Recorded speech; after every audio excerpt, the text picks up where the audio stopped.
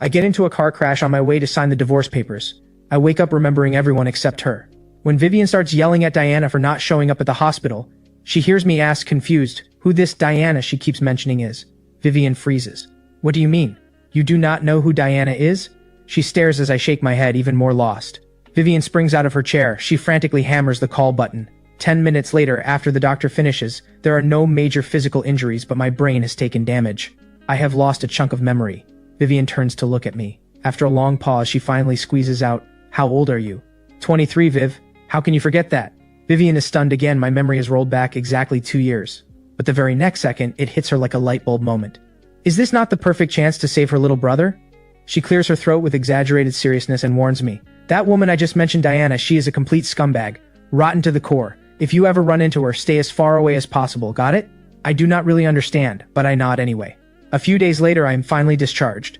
Vivian takes me back to the Lee estate. I had been gone for 2 years and my memory has rewound by exactly 2 years, so I remember nothing. The moment I step out of the car, I run inside like I never left. I spot my mom watering flowers in the garden and throw my arms around her from behind. Mom, I am back! Why did you not come visit me? My mom already knows about my amnesia from Vivian. She had been reluctant to go out, but this morning she had forced herself to the garden anyway, her mind nowhere near the flowers in front of her. The housekeeper kept calling out, "Ma'am, that is enough, you are going to drown them." Now the moment I wrap my arms around her, her eyes go red. She touches my head. Vivian did not tell me. Good boy, go inside first. Your favorite desserts are waiting. I answer happily and dash through the front door. My mom watches my back, something complicated stirring inside her. After a long moment, she turns and her voice drops cold. Erase Julian's hospital records. Do not let Diana find him. Best if they never see each other again, understood?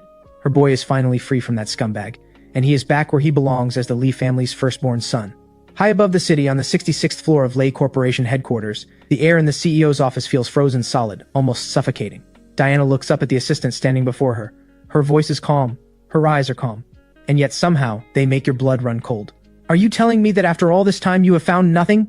The assistant barely dares to breathe. Beads of sweat form at his temples. Yes, Ms. Lay, he seems to have vanished into thin air. Diana narrows her eyes. Do you think a person can just vanish into thin air? The assistant does not dare respond. He has found not a single trace of me. Keep looking. The assistant wipes his cold sweat and steps back. Diana is restless for no reason she can name. She stands, grabs her blazer from the rack, and heads home. The villa is just as silent. Diana vaguely remembers that on the rare night she came home early, the foyer used to glow with warm amber light and I would always be curled on the couch, waiting for her. Now there is nothing but darkness. She reaches for the light switch. The sudden brightness makes her flinch. She opens her eyes. The room is empty. No one to take her coat. No dinner waiting on the table. She presses a hand over her heart. It is the first time this place has ever felt this cold. Meanwhile, on the other side of the city, I have been resting at home for nearly half a month, everything handed to me, nothing to do. I feel like I'm going stale. Vivian has cleaned up most of the loose ends by now. She cannot bear to keep me cooped up any longer. Why don't you go have some fun? My eyes light up. I immediately call my buddy Nathan. Nathan picks up and sounds surprised. Since when do you call me first? I am lounging in the garden rocking chair, feet up, soaking in the sun. Come hang out. Nathan finds this even stranger. Sure, we had stayed in touch over the past 2 years, but I had never once invited him out. It was always, I need to cook for Diana or something like that. Every other sentence, that woman. Nathan cautiously asks, where? A bar. You in?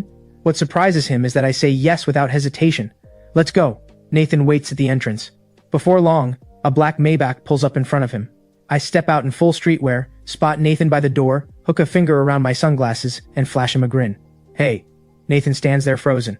Has Julian lost his mind? What happened to the devoted homebody who lived for that woman? This outfit is straight up here to pick up girls. You actually left the house? What happened? Nothing, Vivian pushed me out. Oh right, I forgot to tell you, I got hit by a car and lost 2 years of memory. Nathan stares at me, eyes wide, barely believing it. That explains everything. Then it hits him, this means Julian has forgotten that scumbag Diana. That is the best news he has heard all year. He throws an arm around my shoulders immediately. He could practically set off fireworks. Come on, I'm in a great mood tonight, I'm treating you. We walk in. The drum kit on stage sits empty, giving the place a hollow quiet. Nathan raises an eyebrow at me.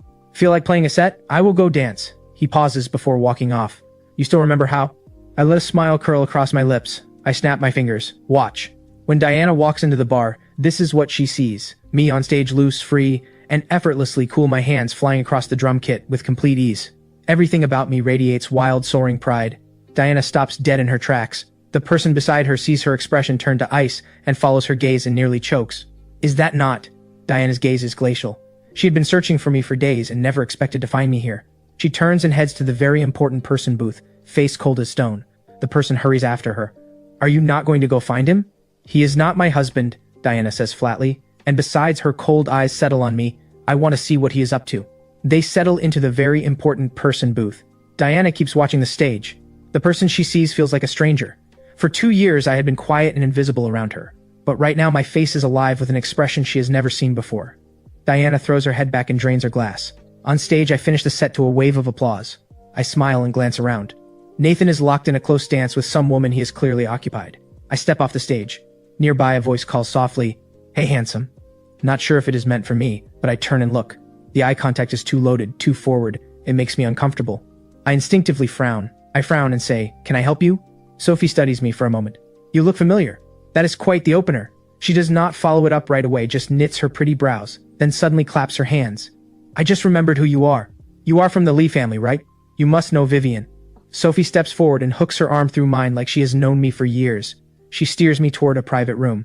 "I am Sophie Feng, Vivian's fake best friend. You really do not recognize me? I am not used to people touching me like this." I pull a face. I knock her hand off. "Even if you know Vivian, do not just grab people. Feisty. Come have a drink with me." I am about to say no, but before I can react, Sophie has already pulled me inside the private room. I stay on guard. The next second, I see Sophie wave over 2 good-looking guys, one on each arm, draping herself between them. I watch her with cold eyes. My friend's name is also Sophie Feng. She hears me finally speak up. She waves the 2 guys away, props her hands on her knees, and raises an eyebrow. "Want to know more?" She pats the seat beside her. "Come here." My expression darkens instantly. I stand, towering over her. "Keep this up and I am leaving." Sophie laughs. She holds up her hands. "Fine, my bad. I will behave." Something must be going on with Vivian, but never mind. Sophie barely gets through 2 serious sentences before the door of the private room explodes open. I nearly jump out of my skin. I almost let out a stream of curses. Sophie frowns too, looking annoyed. "Who are you?" Standing in the doorway is a woman with striking features and a face so cold it could freeze over. A face so cold it could turn to ice, Diana Lay. She strides in, stops in front of me, red lips pressed tight. "You have got nerve, going dark on me for this long." Is she talking to me? Do I even know her? Diana's cold gaze lifts, passes over Sophie, and a flicker of contempt crosses her eyes. "Did not expect to find you putting on a show here." I am instantly annoyed. Who does she think she is? Bursting in and being passive-aggressive right out of the gate, and I do not even know her. Sophie keeps her brows tight, saying nothing. What could the all-powerful, young lady of the Lay family possibly have to do with her best friend's little brother? Diana's tone puts me on edge. My expression goes cold. "Excuse me, do I know you? Did your mother not teach you to be civil in public?" The moment the words leave my mouth, Sophie, who had been enjoying the show, bursts out laughing. Diana's expression drops several more degrees. She never expected me to speak to her like this. She swallows her rage. She steps forward and a strong hand clamps around my wrist. "Come with me." Now I am genuinely angry. "Are you serious right now?" Diana steps halt. She glances sideways at me, gives me a cool once-over. "Good performance, keep it up later." I am speechless, staring. Then Sophie, silent until now, speaks up. "Ms. Lay, you seem to be hurting my friend." Diana tugs at the corner of her mouth. "That is completely beside the point." "So, Ms. Feng, you are interested in a man like this?" I wrench my wrist free. "Where do you get off saying things like that? Who gave you the right to judge people?" Sensing things are about to spiral, Sophie quickly stands and pulls me to her side. "Diana, did you hear that? She does not know you." I roll my eyes at Diana. "So this is Diana Lay." Vivian's words come flooding back. Without thinking, I ask, "So you are the scumbag?" Diana looks almost stunned that I said that. I raise an eyebrow. As her face gets darker, my expression stays hollow, a smile with no warmth behind it. "There is no need to act like this. I genuinely do not know you. I was in a car accident. I lost my memory." Diana's brow furrows. She does not fully believe it at first, but then she thinks of how completely different I seem from before, and suddenly she almost can. Her gaze carries an icy probe. I meet it without flinching. Diana pulls herself together fast. Her voice comes out cold. "Good, easier this way. We go to the Civil Affairs Bureau tomorrow and finalize the divorce." Dead silence in the private room. I stay quiet for a beat. Then stiffly and in disbelief, I point at myself. "Me? Who else?" She clearly means Sophie. Sophie immediately lets out a sharp pfft. My mind is completely blown.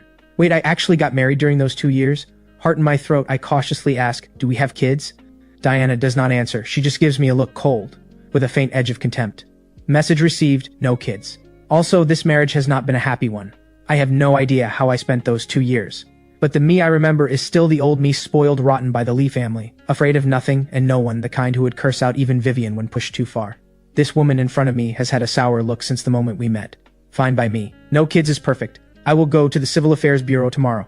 I meet her gaze, straight and steady. I agree. You can leave. Diana's eyes cool a few more degrees. I hope you keep your word. Then she turns and walks out without a second glance. I am still processing everything when Sophie speaks up. You were actually married? Wow, back to being a free man just like that.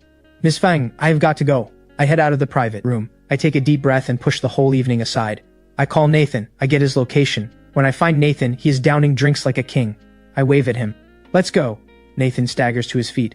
Already? Step in to steady him, jaw tight. Why did you not tell me that you were married? I thought you already knew. Vivian did not say anything. I curse Vivian out silently. She called Diana a scumbag but forgot to mention I had actually married the woman.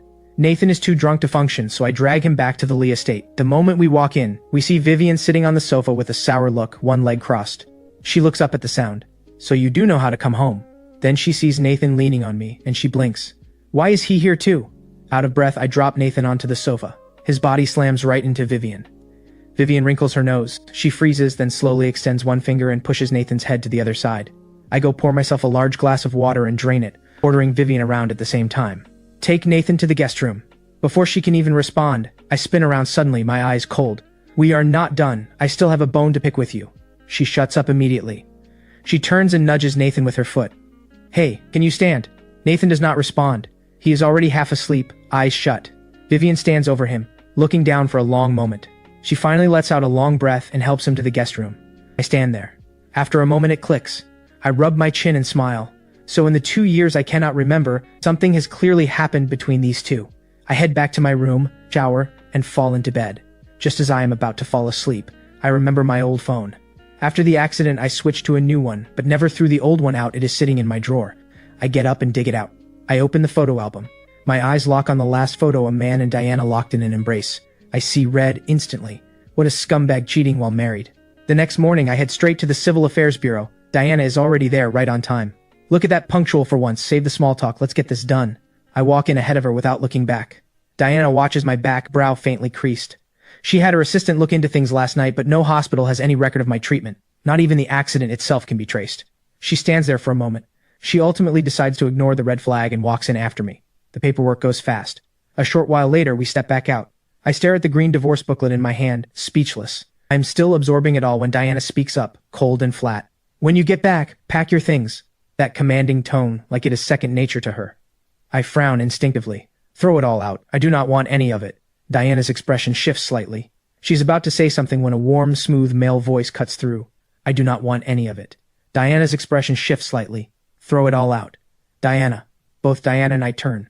A man in a pale blue shirt is walking toward us. He gets closer and gently drapes an arm around Diana's shoulders. All right, shall we go? Diana's expression softens visibly. Let's go. I watch in silence as Xavier cozies up beside her. Shameless, I mutter. I say it quietly, they do not catch the words, but they notice me.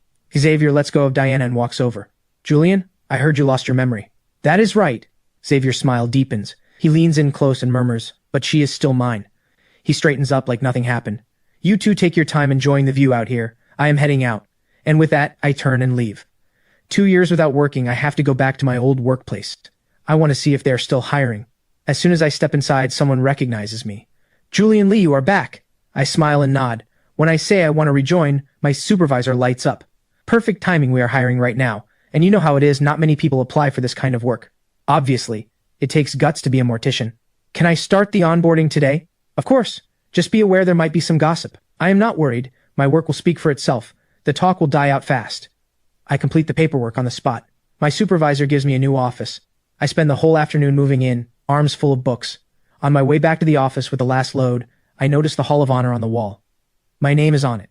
I look up at the photo, the version of me there still looks a little green. I cannot help but smile. By the time I finish settling in, the sky is getting dark. I stretch with tired satisfaction, grab my blazer from the hook, drape it over my arm, and amble out. Parked at the curb is a sleek, matte black Bugatti. I glance at it and look away. I am about to walk past when a respectful voice calls out, Sir! There is no one else around. That sir can only be for me.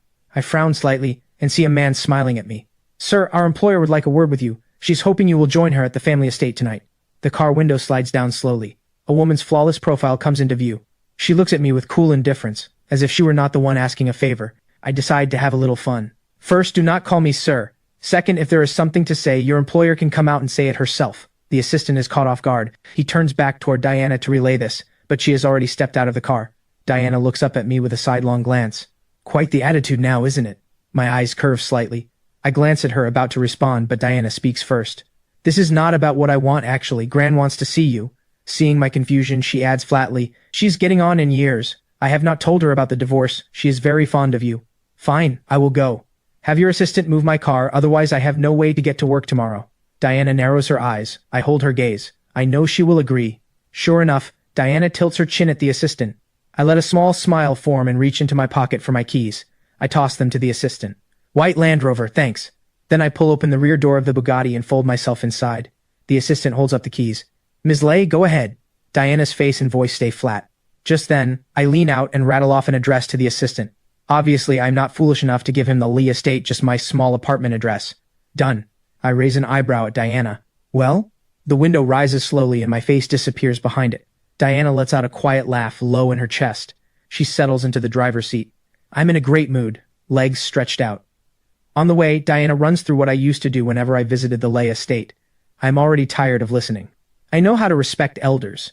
Diana is genuinely afraid I will slip up. The gap between the old me and the current me is enormous. But then she watches me jog up to Gran with the softest smile, calling out warmly, and she realizes she had been overthinking it entirely. I have Gran laughing within seconds. The old woman cannot hide how much she adores me. Julian, you have been away so long, have you forgotten about this old lady? Of course not, Gran, I have just been swamped.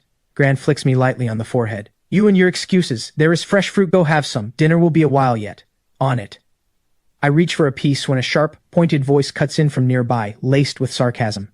Coming home and eating without washing your hands, who raised you with habits like that? I pull my hand back and look over. A well-dressed woman descends the staircase slowly, eyes full of disdain. And I know instantly this is the one who never liked me, the one who pressured me to quit my job. I figure out who she is and give her a single nod, then turn to Gran with a warm smile. Gran, let me go wash up first. Diana watches me walk to the restroom, slightly thrown. She had expected me to be as cold to her mother as I am to her. Madame Lay does not like me, but she keeps face in front of Gran, so she only says mildly, washing hands is the right thing to do. I come back and act like Madame Lay simply does not exist. The entire time I talk only to Gran. Soon the housekeeper calls dinner. I help Gran to her seat and scan the table. My smile fades a little. I love spicy food, but everything on this table is so bland it barely qualifies as food. I manage a few bites and put my chopsticks down. Diana notices I have barely touched anything. She frowns but says nothing. Gran is the one who speaks up. Julian, why are you not eating? You always used to love the food here. My stomach drops a little. This is a headache. How far did the old me actually go for this woman? Praising a whole table of food I cannot stand? Being completely love-brained, that was me. I must have been a very convincing actor back then. I cannot really argue now, so I just smile. Just not that hungry today, Gran. No worries. Dinner wraps up. Diana and I get ready to leave. Gran is reluctant to let us go. Julian, you are the grandson-in-law I chose myself. If anyone gives you a hard time, you tell me. Gran will back you up. And if she ever loses you, that stubborn girl will have no one to blame but herself. She has lived long enough to see through everything. Some things cannot be faked. I do not say much. I just smile and nod. Gran, Diana treats me very well. I will come visit more often. Just as we are about to step out, Madame Lay comes from the side and calls Diana back. Stay, I need to talk to you. Diana has not even responded when I cut in. Then I will head out. Figuring her mother probably has something important to say, Diana gives up on leaving together and turns to me. Wait, it is late. I will have the driver take you. Works for me. I do not glance at Madame Lay once on my way out. After I leave, Madame Lay pulls Diana straight to her room. Away from everyone else, she stops holding back. Her contempt for me comes pouring out. He was even ruder today. Who raised him like that? Diana's brow twitches ever so slightly. Mom, what did you actually want to say to me? Madame Lay drops it. She fixes Diana with a cold look, turns and slams her phone down in front of her. I just saw this, take a look. Diana picks it up. Her brow locks tight. Several photos, all from that night at the bar, show me and Sophie together. Some are taken at awkward angles, making us look like we are genuinely very close. Diana's fingers tighten around the phone. Mom, it is a misunderstanding. The photos are right here, and you are telling me it is a misunderstanding? Before Madame Lay can say another word, Diana flips the phone face down on the table. Mom, we are already divorced. Madame Lay stares, too stunned to respond. Then she can barely contain her delight. Divorced? When did this happen? A few days ago. With that answer, Madame Lay lets go of the photo situation entirely. As for Diana, she had not given those photos much thought either. Until the next day, when it explodes onto the trending list. A wave of hate comments floods in, every single one aimed at me. Vivian is having breakfast when she does her usual morning scroll. This morning is no different. Coffee cup in one hand, phone in the other, then she sees the post. She nearly spits out her coffee. She calls Sophie immediately. What is going on between you and my brother? Even a rabbit does not eat the grass by its own burrow. You've got some nerve. Sophie is confused at first, but the moment she sees the photos online, everything clicks. She smirks. I have not done anything yet. What happens next, who knows? Vivian tears into her without mercy. You touch my brother and I will make your life miserable. Sophie laughs it off. Then she suddenly remembers something. Before hanging up, she drops it casually. I had no idea your brother was already married, and I really did not expect his wife to be Diana Lay of all people. Vivian pauses. How do you know that? Sophie lets out a lazy yawn. Ran into them. Then she hangs up. Vivian comes straight to my room. I open my eyes slowly. What? Vivian shoves her phone right in my face. See for yourself. I go from half asleep to wide awake in seconds. The more I scroll, the colder my expression gets. By the last post, I'm about to lose it. Who posted this? Vivian's eyes go cold too. No idea, but it is clearly a targeted hit on you. Leave this to me. I lock the screen and look up, eyes perfectly calm. I will handle it myself. Vivian sees the certainty in my face and nods. All right, come find me if it gets out of hand. I am your sister. She heads out, then pauses at the door. And watch yourself around Sophie, she is not as harmless as she looks. Smile, then get up and start getting ready. I am brushing my teeth and running through a plan in my head when my phone rings again. It is my supervisor and he sounds stressed. Julian, do not come in for now. There are reporters blocking the entrance. He pauses, then asks, those photos online, they are not real, right? I am quiet for a few seconds. They are real, but it was just a misread angle. My supervisor goes quiet too. He does not quite know what to say. Finally, he settles on, just lay low for a few days. Understood. I will take care of it. Sorry for the trouble. I hang up. I look at myself in the mirror. My face is blank, my eyes still as a lake. I did not expect Diana to go this far just to move on faster and get with that man. She drags my name through the mud. Fine then, two can play at that game. I finish getting ready and go downstairs for breakfast like nothing happened, so calm it almost worries Vivian. Later that afternoon, I pull out my old phone, the one I had flipped through before. I upload a photo. A moment later, the post goes live. For the record, Diana Lay, CEO of Lay Corporation, and I are currently divorced. The person in those photos is my sister's close friend. What looked intimate was just a camera angle. For everyone's information, attached are several images, a divorce agreement showing I walked away with nothing, a divorce certificate, and last a very intimate photo of Diana and Xavier He. Within moments, the conversation online flips completely. At the same time, another post catches everyone's attention. My guy did not deserve any of this, getting smeared like that. The wording is playful and a little teasing, but it clearly says one thing: nothing happened between Sophie and me that night. Diana sees both posts. She notices the all-black profile picture, the completely empty account page with only one pinned post cutting ties. And that photo of her and Xavier tells the world exactly why we divorced. Diana's lips press into a hard line. Something tightens in her chest without warning. Just then, her assistant comes rushing in, flustered. Ms. Lay, that deal we just locked in the other party just pulled out, and Lay Corporation's stock has been falling. Diana's expression goes cold. Is the PR team on it? Everyone is in. The whole company is working to contain this. But Diana is visibly on edge. She is about to speak when the office door swings open again. Madame Lay walks in on her heels, her expression furious. She slams her bag down on the table. Julian Lee, no loyalty whatsoever. He drags Lay Corporation into the center of a scandal. There are reporters circling the building right now. Since when do we have to sneak in and out of our own headquarters? And you, Diana, you are still defending someone like him? Tell him to take down those posts. Mom, I did not know about that photo. Thinking of Xavier's little stunt, Diana's expression cools another few degrees. Madame Lay seems to piece it together as well. Her tone shifts immediately. She tries to explain for Xavier anyway. Xavier only did it because he loves you so much. Diana cuts her off, voice flat. Mom. The assistant steps in nervously, holding up his phone. Ms. Lay, we cannot reach Julian at all. Diana's expression gets even worse. Madame Lay flares up again. Who does he think he is? What if marrying you was part of some scheme? Just then Nathan calls me. He goes off on Diana first, then says, Tonight Vivian is taking me and Sophie out to dinner, celebrating your win, sending you the address now. I follow the address. Vivian and Nathan are already there. Nathan cannot sit still and asks right away, Why is Sophie not here yet? I still feel grateful to Sophie for backing me up online, so I keep it casual. Probably held up. Let's give her a minute. But more time passes and Sophie still does not show. Something feels off. Vivian, try calling her. Vivian dials Sophie's number. It rings for a long time before someone picks up. Whatever Sophie says, Vivian's face drops instantly. She hangs up and I ask, What happened? Vivian is already pulling on her jacket, moving fast. Hospital. Sophie's brother was in an accident. Nathan is on his feet the next second, pulling me still half confused out the door at full speed. The Fung family is complicated. I will explain on the way. In the car, Vivian drives. Nathan gives me the rundown on the Feng family. The Fengs are a strange bunch. From early on, they never liked Sophie. When her brother was born, the family poured everything into grooming him as their heir. Maybe because the favoritism ran so deep for so long, Sophie had never warmed up to her brother either. On top of that, Sophie's father has recently fallen ill, and the question of succession has been a constant fight. Her brother getting into an accident right now is the last thing anyone needs. We arrive at the hospital. The surgery light is still on. Sophie sits outside, hands laced together on her knees. Sophie, what happened? How did he get into an accident? A few seconds of silence. Sophie says quietly, he took my car out for a joyride and crashed. The moment she says it, all our hearts sink. Then the surgery light goes dark. The doctor steps out, removes his mask and shakes his head. We did everything we could. Everyone goes pale, especially Sophie. Her face drains of color. What happens when the Feng family arrives, I cannot say because I am called into the restoration room. This is my first case since coming back to work. And he is Sophie's brother. I give it everything I have. By the end, he looks almost exactly as he did in life. The colleagues who thought 2 years away would have dulled my skills go very quiet. When I see Sophie again, it is at the funeral hall. The Feng family is in tears, all except Sophie, who stands to one side in all black, face blank. Her mother is devastated, sobbing herself apart. She nearly faints from grief, then throws herself at Sophie and beats her with her fists. He was your brother! Sophie sways but does not make a sound. Her eyes hold nothing but bone-deep coldness and despair. Even Sophie's father comes, sick as he is, looking frail and pale, but when he sees Sophie standing there without a trace of emotion, the rage takes over. He slaps her hard across the face. You wretched girl, you even got rid of your own brother. How could you be so heartless? The investigation finds brake failure. Everyone assumes Sophie is responsible. Sophie does not move. She takes the hit clean. Her eyes fix on her father. I will say it one more time, this has nothing to do with me. Her father swings again.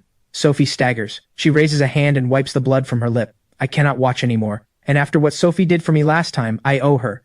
I step in and pull Sophie back and look her father dead in the eyes. Sir, remember where you are. This is a memorial park. I pull Sophie away. Vivian had been about to stop me, but I moved too fast. She walks over to Sophie's father instead. My brother was spoiled growing up. Please forgive him. Because of Sophie, Vivian has no patience for this family either. Sophie's father is flushed with anger, chest still heaving, but given who I am, he holds himself back. Meanwhile, I have Sophie under a tree nearby. I take a look at her face already starting to swell and frown. Why didn't you dodge? Sophie says nothing. I check her injury carefully. Something feels off, like someone is watching me. I glance around. My eyes land on Diana, standing not far away in a black dress, staring at us.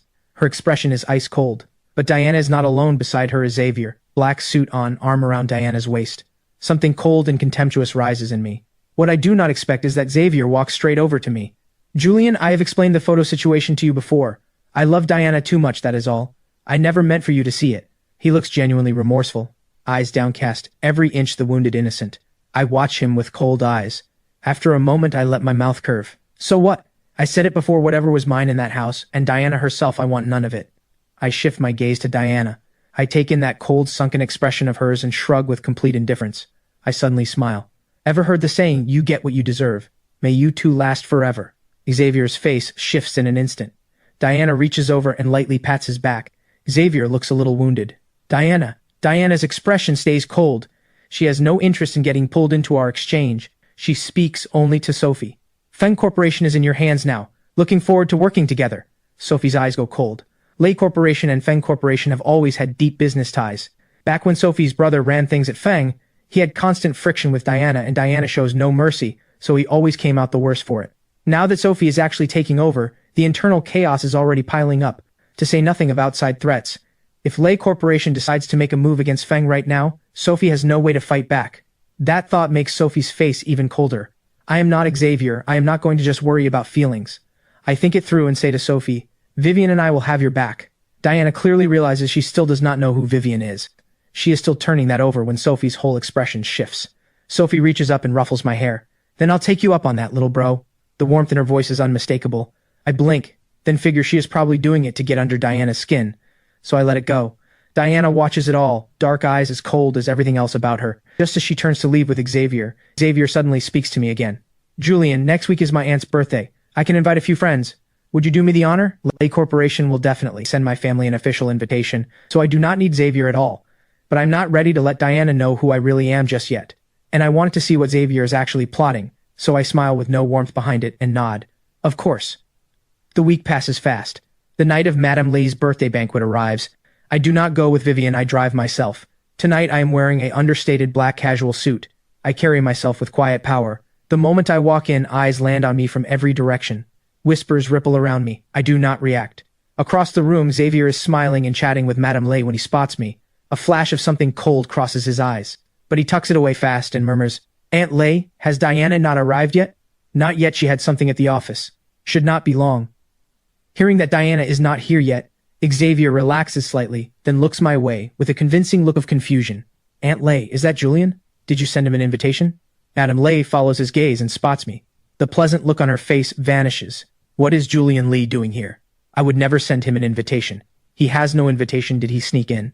"Aunt Lay," Madame Lay gives a cold, thin smile. "Xavier, go handle it, do whatever you see fit." "Understood." When I see Xavier heading toward me, I have just made eye contact with Vivian, who silently warns me not to start anything. I shrug it off and turn to find Xavier already here. "Julian, how exactly did you get in without an invitation? If you really wanted to come, you could have just asked me." My expression stays calm, a cold edge at the corner of my mouth. I'm about to respond when a hand lands on my shoulder from behind. "She came with me. Care to see my invitation?" I turn to find Sophie raising an eyebrow, looking at Xavier with a smile that is not quite a smile. Xavier's expression stiffens for just a moment. The air turns awkward. Then a cool, flat voice cuts through the silence like a blade. "Ms. Feng, quite impressive, pulling Feng Corporation back from the edge right under my nose." This week, Lei Corporation had gone at Feng from every angle.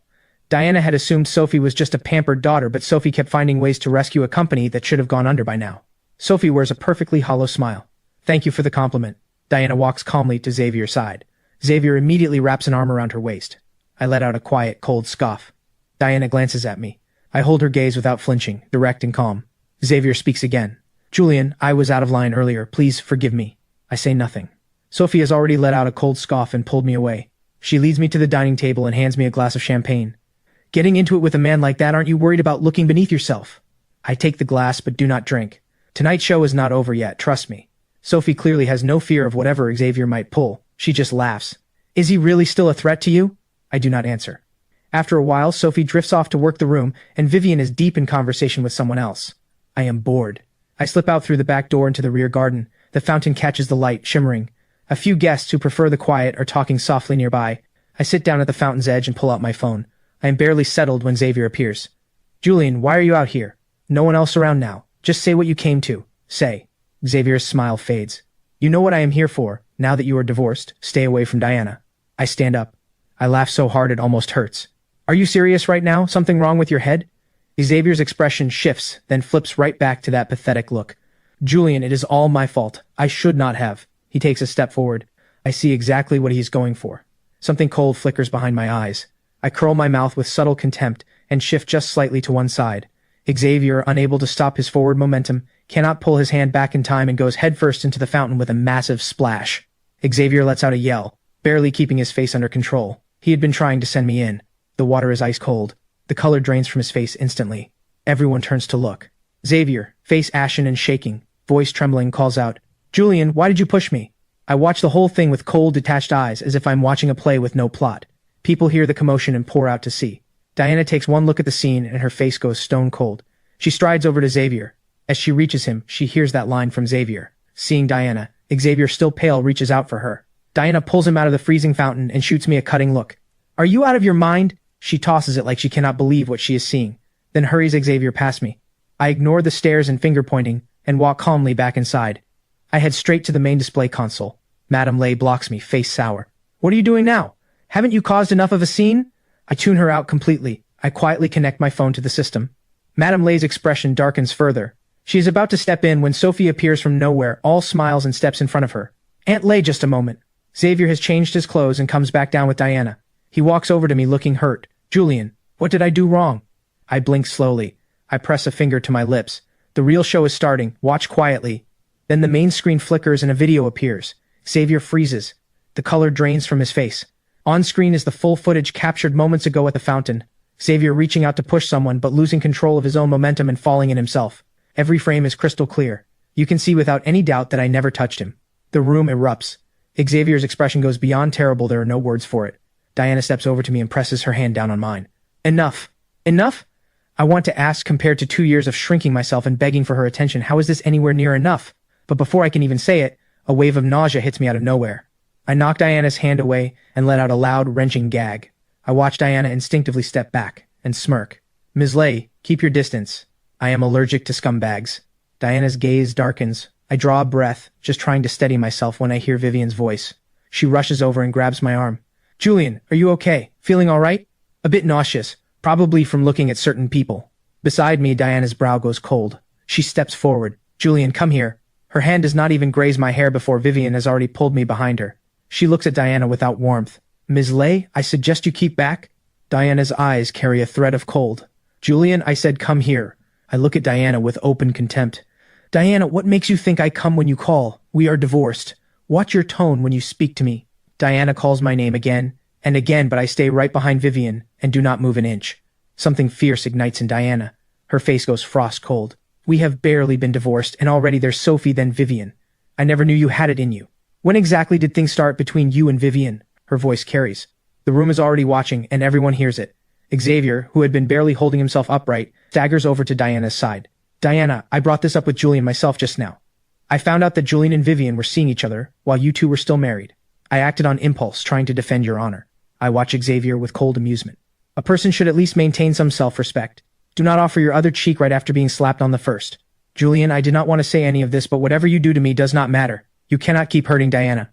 I walk right up to Xavier. My relationship with Vivian did not start during my marriage to Diana. It goes back much further to the day I was born, when Vivian and I were placed on the same family register. I let that land as casually as dropping a comment about the weather. The room goes completely silent. Everyone looks at each other. I fold my arms and stare Xavier down with contempt. Mister, here, you saying I cheated on my wife with my own sister? That line hits like a bomb. It stuns the entire room. A few bold young heirs in the crowd speak up. Mr. Lee, when you divorced Ms. Lay, did you walk away with anything? I keep my arms folded, gaze drifting past Xavier's bloodless face to settle on Diana's, which has gone below freezing. I speak without a trace of nerves. I have no interest in anything the Lay family has. And even if Ms. Lay had intended to give me something, I would not take it. Diana's expression drops even colder.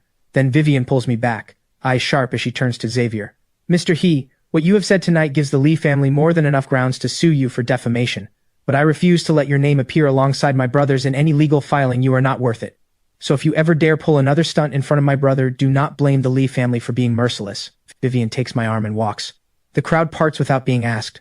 Long after we disappear, people are still exhaling slowly, like they are waking from a dream. Meanwhile, up at the second floor railing, Sophie is leaning over the banister, having watched the whole drama with great satisfaction. She pushes through the crowd after us. The banquet resumes. Xavier has his arm around Diana. His ear is still ringing. I did not mean for it to go like that. He led me into it. He must hate us so much he wanted to humiliate us in front of everyone, right? Diana's feelings are beyond complicated. Meanwhile, Vivian and I have just stepped out of the venue when we hear a voice behind us. Wait for me! Vivian turns, one arm around me, other hand raised to block whoever is coming.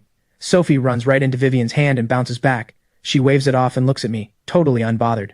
You were amazing tonight. First time I have ever seen anyone get under Diana's skin like that and walk away clean. I give her a flat look. Do you have a grudge against Diana? You look so happy watching her lose it.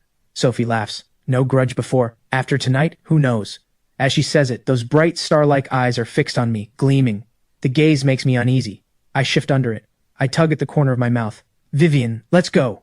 Before we get in, Sophie tries to squeeze into the car with us. I shut the door in her face before she can. She rubs her nose, tries again at the front, and gets shut down there too before finally giving up. The car moves smoothly toward the Lay estate. I prop my chin in my hand and look out the window. Back at the Lay estate, the air is heavier than it has ever been. In the living room, Diana and Xavier sit on the sofa. Madame Lay comes down the spiral staircase and sits across from them. Your grandmother has gone to bed. Now tell me, what is the story with Julian Lee? How did he end up as the Lee family heir? Are we being played? Diana's brow is heavy. Vivian is not that foolish. You cannot keep up a lie like that forever. The Lee family does have a firstborn son. Madame Lay's anger spikes, but she does not dare raise her voice and wait Gran. Then what is Julian playing at? Lay Corporation and Lee Corporation have always been rivals. He hid his identity to marry you. Is that not suspicious? What could he be after? Xavier jumps in to soothe Madame Lay. Aunt Lay, do not worry. Whatever he wanted, it does not matter anymore. Diana has already divorced him. He sounds reassuring on the surface and quietly pours fuel on every flame. Madame Lay is worked up even further now, going on about whether I had stolen some of Lay Corporation's confidential files. Diana sits with her brow slightly drawn, a dull pulse at her temples. Something feels like it is missing inside her. She is furious, and yet strangely hollow. Her thoughts are tangled. Her foot shifts almost on its own. She comes back to herself and finds Xavier watching her with concern. Diana, let's go. Let your mother get some rest. Madame Lay has been going on for a while now. Seeing Diana dazed and distant, she warns bitterly, "Watch yourself. That man is up to something." Diana is already irritated. "He lived here for 2 years. If he had been after something, he would have done it already. What exactly are you implying?" Xavier's expression flickers. He steps in to smooth things over. "Diana, try to understand tonight was not easy for your mother either." Diana does not push further. She leaves without another word. Outside the Lay estate, the car pulls up in front of Xavier's building. He hesitates. "Diana, I am alone at home tonight. Would you stay with me?" Diana sits in the driver's seat in silence. Does not speak, does not move. Xavier clenches his jaw and gets out alone. Madame Lay's birthday banquet becomes the talk of the city. Everyone now knows that the Lee family's firstborn son had been married to Diana Lay, and by the time the gossip spreads, we are already divorced. Rumors swirl, and here I am, living peacefully at home. I had been going out until dawn recently, so Vivian has put a strict no going out at night rule in place. I use the time to pick up an old skill. In my room I hold a small camera aimed at my desk, which is covered with open makeup products. I introduce each one what it is, what it does, then set the camera on its tripod, aimed at my face. Today I'm going to teach you SFX makeup, special effects makeup. You have probably seen it in movies and shows where actors appear to gain hundreds of pounds. I pick up a container of prosthetic skin clay, walk through the technique on camera, then slowly build up layers on my face and body, reshaping the structure, sculpting the look of a woman. Then I go through the makeup products one by one. I apply an ivory-toned foundation and work through the full look. By the end, a strikingly beautiful woman is looking back from the lens. After finishing the tutorial, I also walk through how to remove everything. These are skills I developed as a mortician core to the work, which is why a mortician's makeup skills can often surpass those of a professional artist. I finish everything and upload the video to my account. I had recently set up several short video accounts specifically for this. I recently signed up for a few short video accounts, usually sharing makeup tutorials, and occasionally some wellness tips. My idea is simple. I want to restore respect to this lonely profession, the mortician. The first step is to grow my reach. After posting a video, I curl up on the couch and fiddle with my phone. It's only been about 10 days, but since my early videos show dramatic before and after transformations, the numbers are great and the platform keeps promoting them. I already have over 100,000 followers. This growth rate has made several companies quietly reach out to me. By afternoon, I'm leaning on the couch, absorbed in an old book. It was compiled in the Song Dynasty, an ancient medical text called the Book of Myriad Remedies. I'm resting my chin in my hand, deep in the reading, when my phone rings. I pick it up, it's Nathan Huo. "Julian, tonight Jialan Club, we're working." I say lazily, "My sister won't let me out at night. If you want me, it'll have to be early." "Early? You're going to Jialan Club for breakfast at the crack of dawn? Why does Vivian have to be so controlling?" "Never mind her. I'll pick you up tonight. I've been cooped up at home for days. I'm mostly recovered now." I think it over. Life's been pretty dull lately. I could use a night out. Fine, don't bother picking me up. I'll sneak out myself. At 8:30 that evening, I have dinner with my mom and my sister, behaving as well as always, then head up to my second-floor bedroom to sleep. After all, I've been well-behaved for half a month, and my mom and sister suspect nothing. At 9 o'clock, from the second floor, I drop a rope ladder and climb down without a hitch. I slip out the back door, careful not to wake anyone, call a cab, and head straight for Jialan Club. I call a cab and head straight for Jialan Club. Half an hour later, I'm sitting beside Nathan, holding a glass of juice, my mouth twitching slightly. Nathan accidentally bumps my arm, the glass in my hand swings, and a full glass of red wine spills onto my shirt. I get up to clean off in the restroom, and a hostess follows me out. I turn and see Diana Lay walking over from not far away. She's here for business and had just stepped out to clear her head when she spots a tall man leading a hostess out of the restroom. That kind of thing is common enough at the club. Then the man's voice reaches her. "How do you even do this job, being this clumsy?" It hits Diana like a bolt of lightning. She swallows her anger, a mocking look crossing her face. "What are you doing?" "Honestly, I was just patting the hostess's shoulder, but now that Diana's shown up and she's picking a fight, I figure I might as well go all in." I wrap an arm right around the hostess's waist. "What else would I be doing here?" Diana stares at my hand, her voice sharp as ice shards. "Mr. Lee, your acting is first rate. I never noticed before that you had such a wild side. Your acting is First's waist a little pinch, smirking with pure arrogance. There's plenty you haven't noticed, considering your eyesight isn't great either." As I speak, I start to walk off with the hostess. Seeing this scumbag just makes my blood boil. She cost me 2 prime years of my life for nothing. The hostess is already scared stiff, and just follows obediently as I pull her along. As we pass by Diana, my wrist is suddenly gripped tight. I look up, Diana's holding on to me, her eyes cold as ice. "What did you two do in the restroom?" I frown, trying to shake her off, but her grip is iron tight. I narrow my eyes and turn to the hostess. "Go on back, wait for me." She hesitates, then goes. Once she's out of sight, I turn back to Diana. "I'll give you one chance, let go." She doesn't move an inch. I laugh coldly and stop struggling. Using the momentum of her own grip, I twist and slip past her in one motion, flipping her hand into mine instead, find the right angle, and with a clean, precise throw, put Diana flat on the ground, her vision blacking out for a moment. I dust off my hands and take a step to leave, when my ankle gets grabbed again. Diana laughs, furious past the point of anger. Reining in her rage, she says, "Not bad. You actually know how to fight." I raise an eyebrow and swing my leg, ready to land a strike on Diana's hand for good measure. But Diana's already braced for it and dodges, her movements sharp and quick, pinning me against the wall in one move, radiating an air of total command. I lower my eyes slightly, glancing sideways at Diana. Her face is inches from mine. "Still want to fight?" I grit my teeth in fury, narrow my eyes coldly, my mind racing. "You're hurting me." Diana's expression turns icy. She wants to see what trick I'm pulling now, but her grip loosens slightly on instinct. In that instant, I grab the vase off the sink counter and swing it down hard, though I still remember she's the CEO of Lay Corporation, so I miss the head and only hit her back. The moment it lands, I don't even look back. I bolt straight for the private room. I make it back safely. Jialan Club is in Qingcheng, but it's too close to the Lay family's turf, and now that I've taken her down, there could be trouble later. I wave off the hostesses in the room. "Everyone out." Then I turn to the one still trembling in the corner. "Come help me, get him into the car." She obediently helps prop up Nathan, who's already passed out, and follows me out of the club. It's the middle of the night now, neither of us drove here, and we can't even get a cab. Just as I'm getting anxious, a red Ferrari pulls up in front of us. Sophie Feng, one hand on the wheel, the other arm resting across the window. Well, aren't we fated to keep running into each other? I immediately signal the hostess to put Nathan in the back seat. She listens, quickly settling him in. I slide into the front passenger seat. Sophie glances at whoever's beside her. Once I'm seated, I turn to the hostess. Frowning slightly, Diana probably saw her face too, and if Diana can't find the one who attacked her, she might take it out on this girl instead. "You get in too." The hostess doesn't argue, climbing straight into the car. Sophie, sitting in the driver's seat, glares. "What is this, kidnapping the Huo family's heir?" I don't say a single word to Sophie the whole time, getting everything done efficiently, not even sparing her a glance. "Drive." Sophie's eyes catch a familiar figure chasing out of the club, and her mouth curls into a smirk. "Fine, split the ransom with me later." The red Ferrari speeds off. As we drive, I finally let out a breath of relief. Sophie slows down this time. "Little bro, you owe me a big favor after this one." I close my eyes to rest in the passenger seat, trying to settle my stomach. She was driving way too fast earlier, and I still haven't recovered, so I stay quiet. Sophie smirks. "If you want to pay me back, how about a late-night meal?" In the back seat, Nathan wakes up and throws up with a loud retch. Sophie completely loses it, shoving his head out the window. The hostess's voice comes out, wronged. "Too late." Sophie slams the brakes, the car jolting to a stop. She whips around to look at the back seat, at Nathan. "Oh my god, I have a cleanliness thing. You get him out of here." In the front seat, the sudden brake finally breaks my own control and I gag, hand over my mouth. Sophie stares at me in horror. "Little bro, hold it in." It takes me a while to settle down, the smell in the car sharp and awful. Sophie tosses a pack of wet wipes and tissues into the back. The hostess dutifully cleans up. We roll the windows down to air the car out, and by the end, nobody has an appetite for a late-night meal anymore. Resigned, Sophie drives Nathan back to the Huo estate first, then drops me off at home.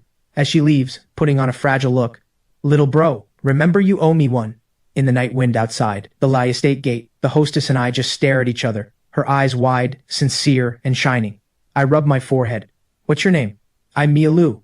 "Why do you work as a hostess?" Mia looks flustered. "This is actually my first time. A classmate talked me into it, said it was just a drink and I'd make a month's living expenses." I frown. What a naive way to think. This Mia was lucky enough to fall into my and Nathan's hands. If she'd ended up with rougher, wilder customers, she might never have stayed this innocent. My voice turns sharper. "You're what, 20-something? Do you have any idea what could happen doing this? You don't know? What did your classmate even tell you? What's your last name? Which university are you at?" Mia panics, her big eyes welling up, tears forming. "Please, I had no other choice. I need the money. My sister's sick."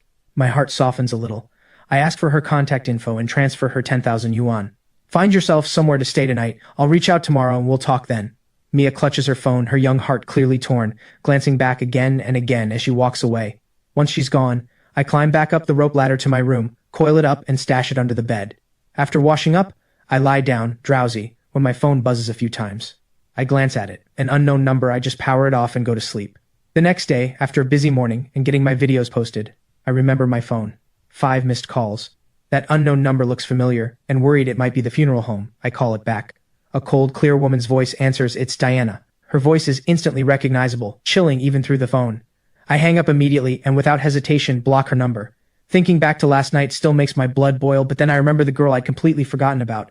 I did add her on WeChat last night, didn't I? I check, and sure enough, 2 messages are waiting. "Are you there? Mia has sent you 9,950 yuan. I frown, then reply, "I'm here, free at 2? Mia replies instantly, yes. I send her the address of a cafe I frequent. It's almost 1 already, so I get ready, tell my mom I'm heading out, and drive to the cafe. It's not far from the Lee Corporation building. By the time I arrive, Mia's already there, sitting a little nervously, her big eyes scanning the room. When she spots me, her eyes light up instantly, and she jumps to her feet. I can't help but laugh. This isn't boot camp, sit down. We both take our seats. I hold up my phone. The room money I sent you, why did you send it back? I found a small inn, 100 yuan a night, and I still had 50 yuan of my own. Thank you. I frown slightly. Qingcheng has developed so fast, it's a top-tier city now. I never imagined 100 yuan inn still existed here. Last night, in the dark, I hadn't gotten a good look at her, but today, in the bright sunlight streaming through the window, her delicate features stand out clearly. Standing just now, she looks nearly 5'7", the only flaw being how thin she is. I remember what she said last night. You said yesterday you took that job because of your sister. Tell me more. Mia lowers her head and tells me about her family. I like to think I have a heart of stone, but even I feel for her. The Liu family used to be well educated, but her parents died young. Her sister worked her way through school, had just become a professor at Qing University, when, for reasons unknown, she jumped from the tallest building on campus. She didn't die, but she's been left in a vegetative state, kept alive by medical equipment in the ICU, in the intensive care unit, costing several thousand yuan a day even after cutting every corner. Mia is still a junior in college. She sold off everything the Liu family owned and still ran out of options until a classmate introduced her to hostess work. After hearing all this, I think it over for a while. Did the hospital say where the injury is? A vegetative state usually means brain damage. Mia lowers her eyes, her voice sad. They said there's a blood clot in her brain. What happens next is uncertain. It could turn into brain death over time, but there's also a chance she wakes up. Nothing's clear yet. Something clicks in my mind. I look Mia over. You study photography, right? Would you like a part-time job? Mia clenches her hands quietly. Would you like a part-time job? She clenches her hands, gathering her courage. Are you trying to help me? My eyelid twitches. Not exactly, not for now. Mia lets out a breath, relieved, though a little disappointed too. Then what kind of job did you mean? I pull up my short video accounts on my phone. I've been making videos lately, running a few accounts, but I know nothing about photography. Sometimes the lighting is off and it doesn't show the real effect. Would you want to be my assistant? Mia nods firmly, without hesitation. I laugh. You're not even going to ask about the pay? You're a good person, I trust you. You trust people way too easily, but since you agree, come to my house tomorrow. A 3-day trial. If it works out, I'll cover your sister's hospital bills, plus give you 3,000 yuan a month for living expenses. Mia freezes for a second, then nods hard, clearly moved, then bites her lip and shakes her head. You might not realize, my sister's hospital bills run several thousand a day. I know, and any decent professional photographer wouldn't cost that much. Mia, everyone hits rock bottom sometimes. If you feel like you're in the dark, grab onto whatever hope you have. Don't worry about the details. If you think it's too much, then once your sister recovers, work for me for free for a few extra years. I smile gently. Mia clenches her hands, her knuckles turning white. Okay, you've given me a ray of light in my darkest moment, and it's not just a few years. If my sister really does recover, I'd work for you for free my whole life. We talk a while longer, and I advance her 100,000 yuan for the hospital deposit. I send her the Lee family's address as well, and get the room number of her sister's ward. Mia gets up. Julian, I'll head to class now. I'll be on time tomorrow. I wave her off with a smile. Go on. Once she's gone, I sit alone in the cafe and pull out my phone, quickly switching into another system. I get in touch with Dr. Lee, director of Qingcheng Hospital, right away. I heard you have a patient named Yuan. I'd like to see her medical file. The reply comes fast. Professor Smith, I'll send it right over. Then hesitantly, Professor Smith, do you have time recently? We've had several new doctors join, back from studying abroad. Would you have time to give a lecture? I type back, give it some time, I'm a bit busy right now. He quickly sends over an ANS file, along with a middle-aged meme. If you're busy, you must be working on some secret medical research, I get it. Since Dr. Lee's already made up a good excuse for me, I just hum in agreement and open an ANS file to look it over. The issue is troublesome, but not something I can't handle. I have a plan now. I close the file window and switch my phone back to the regular system. The afternoon sun feels pleasant and I stretch out. The TV in the cafe plays a news clip. The lead role will go to rising star Xavier He, paired with the wildly popular actress Han Ying. My grip on the coffee cup tightens, my brow furrowing. I look up at the TV, which is showing the lead couple's photos. My brow furrows further as I watch the promotional stills of the two leads on screen. I click my tongue. That pretentious act, playing the male lead. I've been seeing plenty of news about Xavier He lately. He used to be a nobody actor, then somehow got insanely lucky, adopted by a wealthy businessman in Jiangcheng, and instantly became the heir to a fortune. 3 years after being adopted, the tycoon died suddenly, and Xavier inherited millions, went abroad to polish his image, and came back with his career skyrocketing, now at the height of his rise. I narrow my eyes. The reason this guy's career keeps climbing is obvious. My ex-wife's been helping him behind the scenes. I lost my memory, and honestly, I had no intention of settling scores with these two lowlifes anymore. but casting Xavier He as the lead in my story just makes me sick. I pick up my phone and make a call. I'm not satisfied with the lead. Yes, he has to be replaced. Sunlight falls across my face through the glass and I'm distracted. We can't just replace him, then don't shoot the show at all. No wait, we'll swap him out, I'll do it right away. I laugh, turning polite. Good, I'll treat you to a meal sometime. Shh, and I still haven't even seen your real face. This politeness feels a bit fake. Sandra Lee is an award-winning director in her 40s, whom I met by chance online. We get along like old friends across generations, but we've never actually met in person. Years ago, I loved reading martial arts novels, but few good ones were being written anymore, so on a whim I decided to write my own. Within a few years, River Moon became a martial arts classic. Everyone assumes the author behind River Moon must be a man in his 40s or 50s, someone weathered by a hard life. I never wanted anyone to know my true identity, so I've never corrected that assumption. Besides Sandra, no one else in the world knows who I really am. At Star Moon Media, Xavier He has just finished an interview and walks back in, to find the director and the female lead sitting together, discussing something. He smiles and sits down beside Sandra. Director, Xavier hopes to get on her good side. Rumor has it Director Lee has a difficult temper, but given how many awards she wins, he's willing to put up with it. Sandra glances over, her tone flat. Mr. He, there's something you need to know. What is it? The lead actor might need to be replaced. Xavier shoots up out of his chair. What? He just finished a joyful interview, and now he's getting swapped out. Isn't this a total slap in the face? Why? It's the author's request. Xavier's expression turns heated. The author? That non-Chu he actually gets a say in casting? Sandra never liked Xavier He to begin with. But Light Corporation is the show's biggest financier, and Light Corporation had recommended Xavier for the role, so she'd only reluctantly agreed at the time. Now that she can swap him out, she feels a wave of relief. Non-Chu is our creative partner. He says if we don't recast the lead, he'll pull out of the deal, the rights won't be settled, and then the whole show won't even get made. Compared to that, even if Light Corporation pulls its funding, the lead has to be recast. Xavier is furious. The whole internet's already announced it. Are you trying to humiliate me on purpose? But his protests are useless. Sandra and Han Ying both walk off one after another. His manager pulls Xavier back, stopping him from chasing after them. There's no point going to Director Lee anyway. She's a heavyweight in this industry, don't cross her. Besides, it's not even her decision. If I don't get the lead, if they won't let me play the lead, this show won't get made properly either. I'll get the producers to pull their funding. Let's see how they shoot without the money. His manager hesitates before speaking. Lee Corporation invested in this show for the massive profits it'll bring. Recommending Xavier was just a side favor. Getting Lei Corporation to pull out entirely? The CEO might not agree to that. At the Lee estate, for 3 straight days, my transformation videos go viral across the internet, my follower count multiplying by the day. I set up a work studio on the first floor of the house. Every afternoon, Mia comes by right on time to film.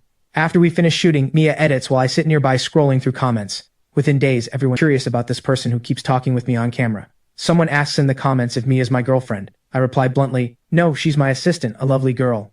My followers are close to 1 million now, and while I'm replying to comments, I also notice some negative ones. I let out a cold laugh, not bothering with them. But Mia sees them too while uploading videos, and she can't stand people attacking the man she admires. On impulse, she posts a bunch of cut behind-the-scenes footage and zoomed-in high-res clips of my makeup process. Neither of us expects that video to shoot straight to the trending list. It happens to be the weekend, and I sleep in until noon before Nathan's call wakes me up. Young Master Huo, on a weekend of all times, what do you want now? His flustered voice comes through the phone. Julian, you're trending, do you know that? Before he can finish, I hear his father's furious roar in the background. Nathan, where's my clay teapot? Nathan's call cuts off immediately. My heart starts pounding. How did I suddenly end up trending? I open Weibo. The internet has already blown up. Under the trending topic, all my earlier makeup videos have been reposted, filled with non-stop praise. I clutch my head, a headache setting in. I did want to grow my reach, but I never imagined it blowing up to trending this fast. But knowing Mia meant well, I press my lips together and decide, in the end, not to lift a finger to take it down. I get up, wash up, finish lunch, and get a message from Mia. Did I cause trouble for you? I'm busy studying the Book of Myriad Remedies, so I reply offhand, no. But compared to how calm I am about it, plenty of others are far more restless. Across the major short video platforms, my followers keep surging, and my inbox fills with invites to debut as a public figure, along with platform contract offers. Scrolling through, I spot a familiar name. Hello, Diligent Yuan, this is Director Sandra Lee. I saw your short videos on the trending list, and I'd love to invite you to audition for the male lead in my new show, River Moon. I let out a wry laugh and reply, not interested in a debut, but thanks for the offer. The internet keeps buzzing, and I stay perfectly at ease until the afternoon, when the online tide suddenly turns. A wave of people floods into the trending topic, stirring up the narrative. This Diligent Yuan guy is clearly manipulative, buying trending spots even. I check trending topics for actual news. We should be focused on things that matter to people, not letting some minor influencer buy their way to the top. His videos make me sick to watch. Those transformation clips are just a cheap trick for attention. I scroll through the comments, brow slightly furrowed. One or two people I wouldn't mind, but this crowd is clearly organized, looking exactly like paid marketing accounts. I wouldn't mind, but this crowd is clearly organized, looking like paid marketing accounts steering the narrative.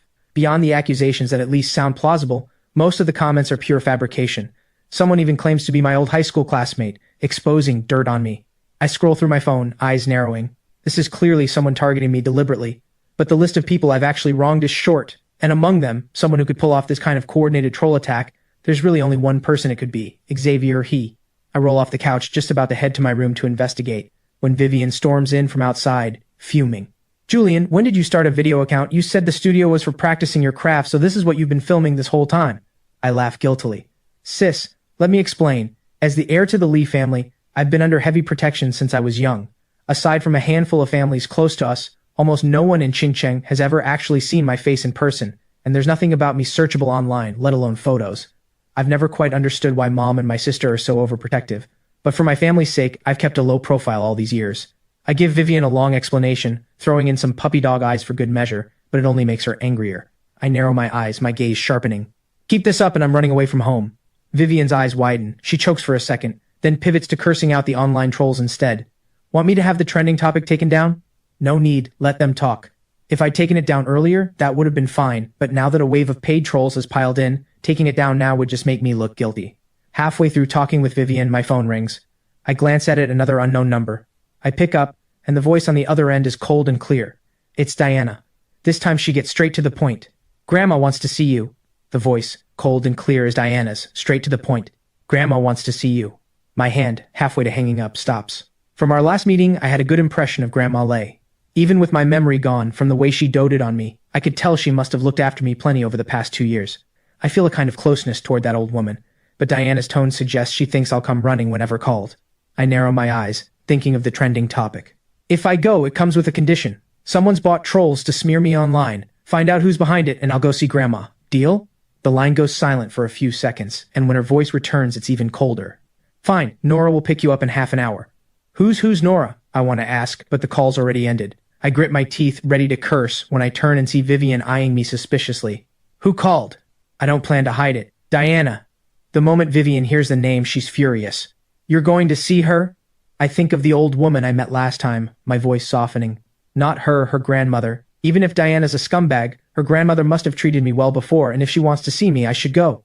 Vivian looks troubled, but I don't think much of it. 20 minutes later, the unknown number sends a chat log showing a man named Muzi purchasing the troll army. Half an hour later, the housekeeper at the Lai estate gate calls, saying someone named Nora has come to pick me up. I get into Nora's car, heading toward the Lai family's old estate. She drives slowly, and I notice her glancing at me now and then through the rearview mirror. I quirk my lips. You're Diana's assistant? Yes? Nora's tone is respectful. As Diana's assistant, she's met me a few times before, and remembers me as always speaking gently, soft-spoken, playing the perfect gentleman in front of Diana. But now, though I dress the same way as before, lounging lazily in the back seat, with none of that old composure, there's still something that gives off a quiet sense of privilege and a faint air of pressure. I chat with Nora along the way, casually drawing out some details of the past, and the more I hear, the angrier I get. In Nora's telling, Diana sounds practically divine, as if the business world were a brutal chessboard, and she's the god pulling the strings from outside the game. This scumbag's reputation in the outside world is impressively high. At the Lei family's old estate, Grandma Lei sits in the living room, smiling as she pulls Diana over to look at a tablet, open to diligent Yuan's account. Grandma Lei is full of praise. Our grandson-in-law is so handsome, and who knew he'd be this good at makeup too? Diana sits beside her, eyes cold as she watches the person on screen watching me, so full of energy in the video. Grandma Lei taps open the comments below. Weibo's negativity hasn't spread to this platform yet, so it's all praise. Grandma Lei beams with pride. Isn't our grandson-in-law adorable? Everyone's calling him handsome. A flicker of mockery crosses Diana's eyes. By the time I step into the living room, I can already hear Grandma Lei's laughter. Julian's here! I glance at Diana standing just behind her, and even dressed casually in loungewear, she can't hide that sharp, cool elegance. A flash of distaste crosses my face before I turn to Grandma Lei with a bright smile. Did you miss me, Grandma? Grandma Lei takes my hand with both of hers, pulling me down onto the couch. Of course I did. It's been so long since you visited. Did you forget all about me? The old woman's mock scolding amuses me. Hee hee, of course not. I think about you every day, and about coming to see you, but Diana wouldn't let me come. Diana takes the blame for nothing, her expression icing over. I'm certain she never dared tell Grandma about the divorce, so I keep piling it on. Grandma Lay grows angrier by the second, turning and waving her hand like she's about to swat someone. All you know how to do is bully Julian, such a good husband. If you drive him away with your bullying, I'll throw you out of this family myself. Diana's tone turns gentle in front of her grandmother. I understand, Grandma. She turns to look at me, and that usually sharp, cold face breaks into a sudden smile, like the world thawing all at once, ice melting into spring. Those dark eyes seem to swirl like a whirlpool, and for a second I'm caught off guard right before a chill runs down my spine, unsettling me. I sit and chat with Grandma Lay a while longer, when there's noise at the door. I look up to see Mrs. Lay walking in with Xavier He, the two of them apparently just back from shopping, servants trailing behind with bags. The moment Mrs. Lay sees me, her brow furrows instantly. What are you doing here? I glance over indifferently, saying nothing. Grandma Lay frowns beside me. What kind of question is that? This is Julian's home too, why wouldn't he be allowed here? Mrs. Lay opens her mouth, then closes it. Xavier He steps in and says something I can't quite catch, and the look on Mrs. Lay's face softens a little. You always know how to handle things. Xavier turns to greet me. Hi, Julian. I don't even spare him a glance out of the corner of my eye, turning instead to Grandma Lay. Grandma, who's this? Grandma Lay has no idea about the history between Diana and Xavier He. She just smiles. A friend of Diana's. I repeat the word meaningfully, smiling as I look at Xavier. A friend, huh? You're not exactly young. Do you have a girlfriend? Xavier's expression darkens, and he shoots Diana a pleading look. She frowns slightly. Julian, it's getting late. Let's head back. It was afternoon when we arrived, and now the sky has already darkened. Grandma Lay reluctantly walks me to the door, watching as we get into the car. As it pulls out of the estate, I sit in the back seat, wishing I could sit farther from this Lay woman. But the back seat only has so much room, and her presence fills the whole car with a suffocating pressure. We haven't gone far when another BMW catches up. Diana rolls down her window, and Xavier He gets out, standing outside the car, wearing an expression of exaggerated grievance. I narrow my eyes. Why'd you come out here? Xavier looks at me through the window. I need to talk something over with you, and since we're headed the same way, you wouldn't mind if we rode together, would you, Julian? Ha, I mind. You reek of fake sincerity. Xavier looks flustered, scrambling to explain from outside the window.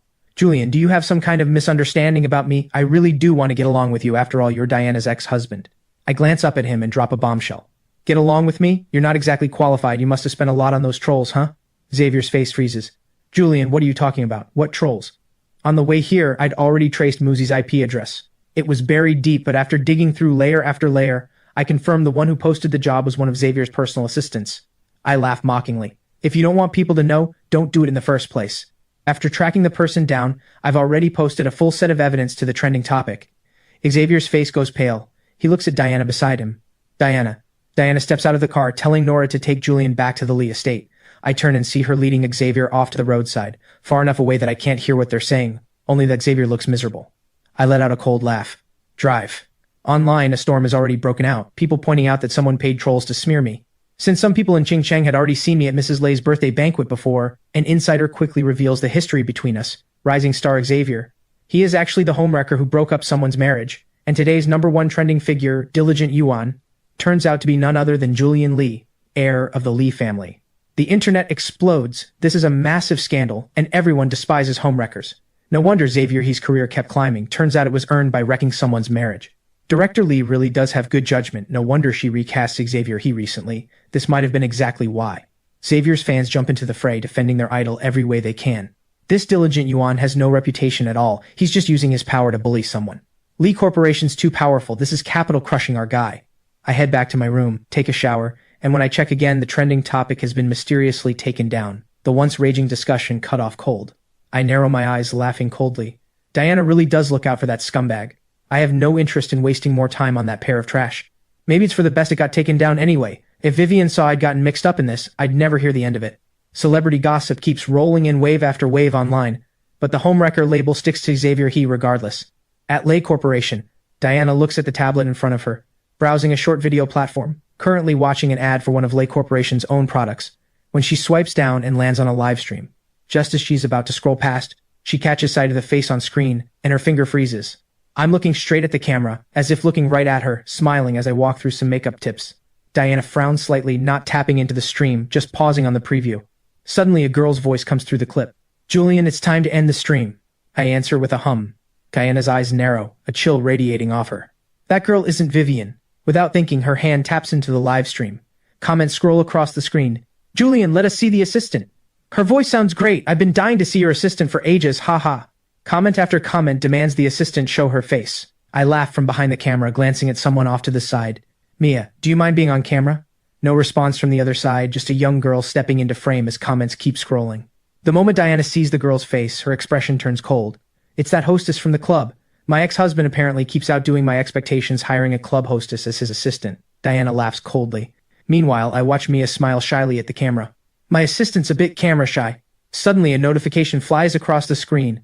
Lei has gifted Diligent Yuan a Starship Galaxy. I stare at that surname Lei, lost in thought. Diana wouldn't be this bored, coming here to send me gifts, would she? At Lei Corporation, Diana's brows knit tight, a chill flickering across her cold features. Seeing that hostess appear, she feels a strange urge to let me know that she saw exactly what happened between me and that hostess. Just then, a knock comes at the door, and Diana looks up to see Nora walk in with Xavier He. Nora looks helpless. Boss Lei, Mr. He would like to see you. Diana's tone stays flat. Understood, you may go. Once Nora leaves, Xavier's eyes rimmed red, and he steps forward. Diana, I just talked to Director Lee again, and the production is already locking in a new casting choice. Diana's expression stays cool. I know. Xavier steps closer, looking wronged. But everyone online is mocking me now, saying I wrecked your marriage, and that's why Director Lee recast the role. If I really lose this part, doesn't that just prove them right? Diana, can't you? Diana looks at his pitiful expression, and for the first time, feels a strange distance from him. When exactly did Xavier He change? She keeps her expression unreadable. I'll arrange other opportunities for you. This show is entirely in Director Lee's hands, and she's a professional. She believes you're not right for the lead role. Xavier grows anxious. But Director Lee said I was perfect for it. It's that Nan Chu, the author of River Moon, who's insisting on the recast, and Director Lee said she regretted it too, that she was forced to recast me as well. Xavier is confident Diana won't check with Sandra Lee directly. She's always trusted him. Diana frowns slightly. Lee Corporation takes its investment in this show seriously. She thinks it over for a moment. I'll handle this. Go back for now. Xavier's eyes flicker. Nan Chu is just some middle-aged man who wrote a martial arts novel with Lei Corporation applying pressure. The lead role in River Moon will come back to him for sure. Now that he's gotten what he needs, he quickly changes the subject. Diana, have you been busy lately? We've barely seen each other. This isn't heading in the right direction. Diana had clearly said before that once she divorced Julian, she'd start planning their wedding. But ever since Mrs. Lei's dinner party, there's been no word on it, and his heart is uneasy about it. Diana's gaze stays cool. Not particularly. Xavier grabs anxiously at her sleeve. Then why haven't you come to see me? Are you still upset about what I did with Julian? Diana, I only did it because I care about you too much. You know you're all I have. I'm so afraid of losing you, afraid you'll fall for someone else. As Xavier says this, he notices Diana's expression softening slightly, so he plays his trump card. Diana, you know I'd give up my life for you. A memory from years ago surfaces in her mind, and Diana's voice softens a little. I know that. Back then, Xavier, he was brave and fearless, pulling her back from the edge of death. But she's no fool either. On the night of the birthday banquet, I exposed a piece of who Xavier he really is, and ever since, it's been like a small tear in paper one that just keeps growing. When I asked her to help track down whoever was behind the trending troll attack, Nora traced it, step by step, all the way to Muzi, never expecting that man would turn out to be Xavier's own assistant. Diana realizes she may never have truly known the real Xavier he, just as he's never truly known me. With all of Nora's hacking skill, she made no further progress after tracking down Muzi, yet Julian managed to expose Muzi's real identity in such a short time. Why did he marry me under a false name all those years ago, hiding who he really was? Diana's brow tightens, her presence turning cold. Beside her, Xavier notices her drifting off, and his heart jumps. Diana? But it's only a moment's lapse. Her expression returns to normal at once. She calls Nora in. See him out. Xavier leaves, looking wronged. Diana sits in her office, pressing her fingers to her temples. No matter what, given their history, helping Xavier's career now feels like repaying an old debt. Find me a way to reach Nan Chu. Nora pauses, caught off guard. Nan Chu, the author of River Moon? Nora acknowledges and gets to work, though she doesn't expect the search to drag on for days. Nan Chu's information online is completely encrypted, and even after contacting the website's backend directly, all she gets is a phone number registered, oddly enough, in Xinjiang too. Back at the Lai estate, I've just finished the live stream, taking off my makeup while watching Mia beside me, diligently covering all the camera gear with dust guards. That's what the cleaning staff is for. Mia shakes her head. Better to be careful with professional equipment. To her, this gear is precious. Of course it's worth taking care of. I smile. Has my sister been giving you trouble lately? No, not really, don't worry, Julian. Ever since Vivian found out I make makeup videos at home, she's been a bit unhappy about it. But under my pressure, she hasn't dared say much. She just keeps a close eye on Mia, who comes by every day, watching her like a hawk. Any woman who gets close to me sets off Vivian's guard dog instincts. I figure Diana's betrayal must have left a deep scar on my sister. We're chatting when my phone rings. I glance at it, raising an eyebrow in surprise. My phone is one I modified myself, with a hidden second system beyond the main screen, holding multiple SIM slots inside, letting me switch numbers as needed. This particular call is coming through the SIM I use for my Nanshu identity, the one tied to that writing site. I pick up, flipping on the voice changer out of habit. Hello? A familiar voice comes through. Hello? Just those two words, and that same cold familiarity washes over me. I pull the phone away to check the display, wondering if my system's glitched. Why would Diana be calling Nanshu's number? I confirm nothing's wrong, narrow my eyes, and pretend not to recognize her voice. Who's this? This is Diana from Lei Corporation. You must be Mr. Nanshu? Yes, something I can help with, Ms. Lei. Do you have a moment? I'd like to talk with you about the casting for River Moon. I laugh coldly to myself, remembering the last time I had director Lee recast the lead. So Diana's calling to fight for Xavier He. My voice stays flat, made even more clipped by the voice changer. There's nothing to discuss. There's a pause on the line. I trust Director Lee's professional judgment. She believes Xavier He is right for the lead. Mr. Nanshu, I imagine you'd want your work to shine at its best as well. I don't think he's suitable. I offer no further explanation. Her voice on the line turns cold. A financier has casting rights too. I hope you understand that, Mr. Nanshu. Then why bother calling me at all? Pull your funding if you've got the nerve. I hang up, and still a little irritated, toss the phone onto the desk. At Lei Corporation, Diana stares coldly at the deadline. She hadn't thought much of the call at first, still reviewing documents with her phone on speaker beside her, never expecting to run into someone this shameless. Nora stands nearby, looking like she wishes she could unhear the whole thing. In all these years, this is the first time she's seen someone hang up on Boss Lei. That line, pull your funding if you've got the nerve, was delivered with pure attitude. Nora steps forward carefully, watching Diana frown at her phone. Boss Lei, should I call back?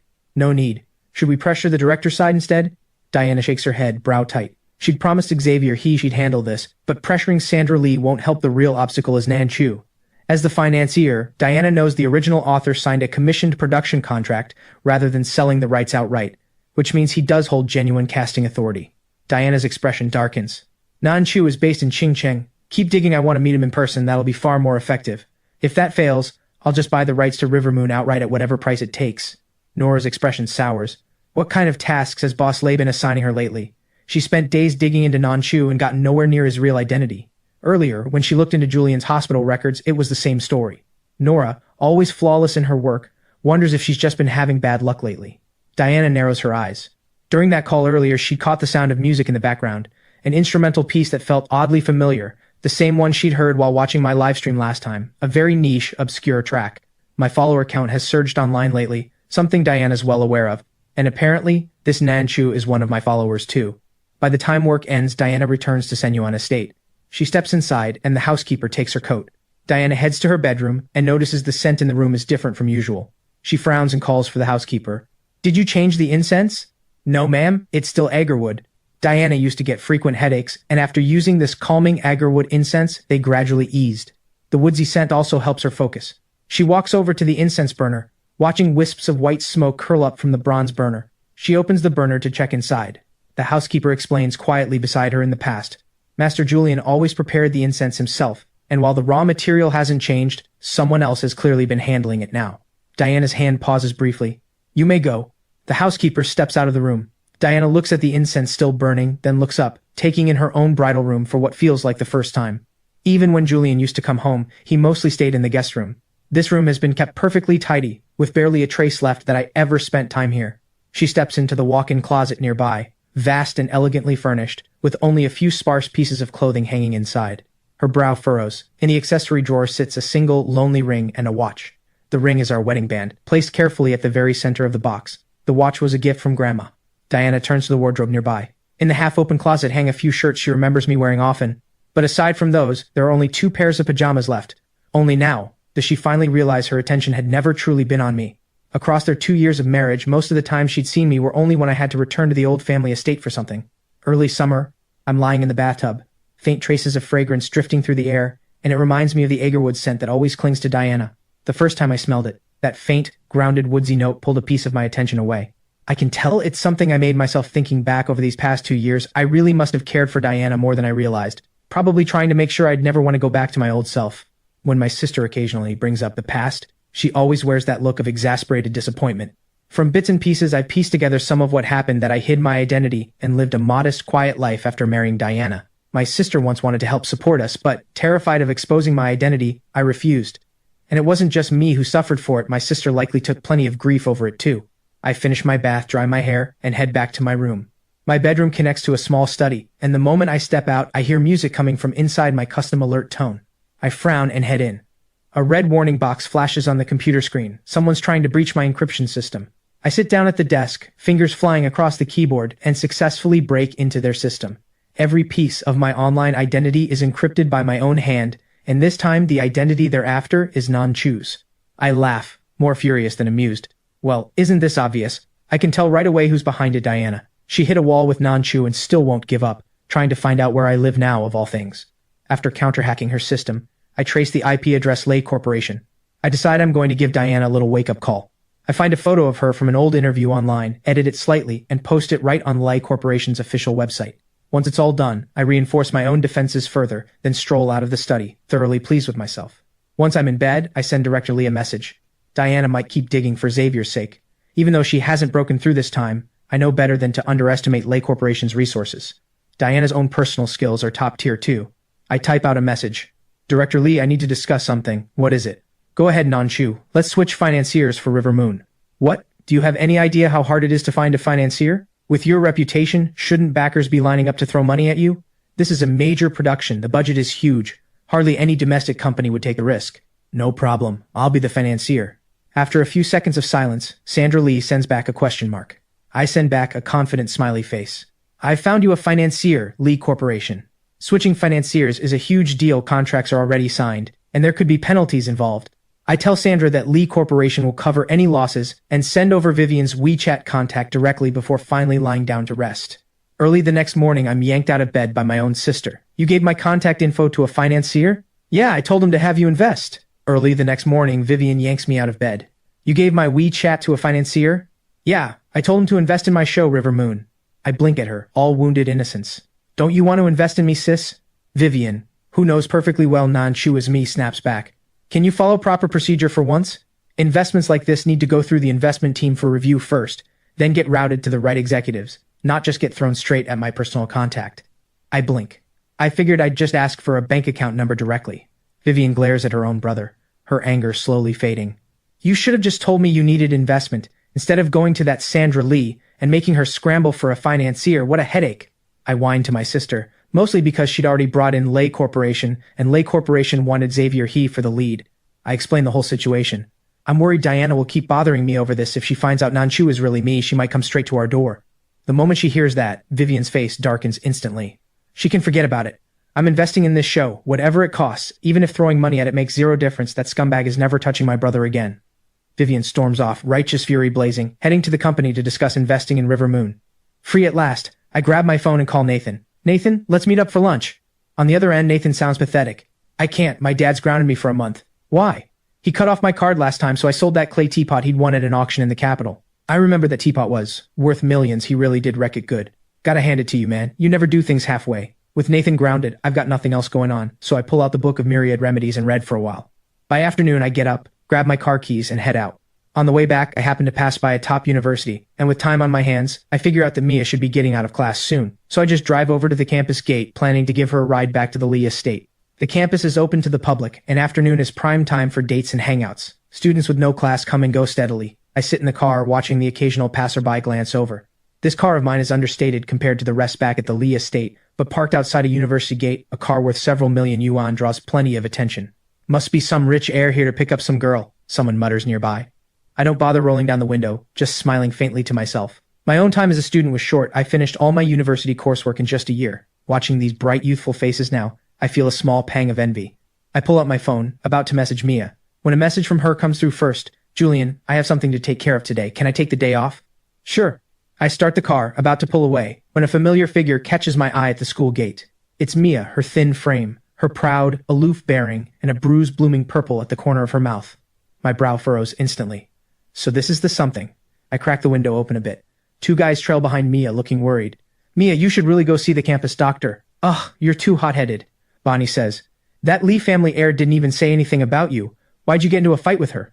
Her sister is connected to some dangerous circles. She won't let this go. Mia's face turns grim, and she ignores them both. I catch on that something's off, and quietly get out of the car to follow Mia. Not far past the school gate, A few young men crouched behind some food stalls stand up and start closing in.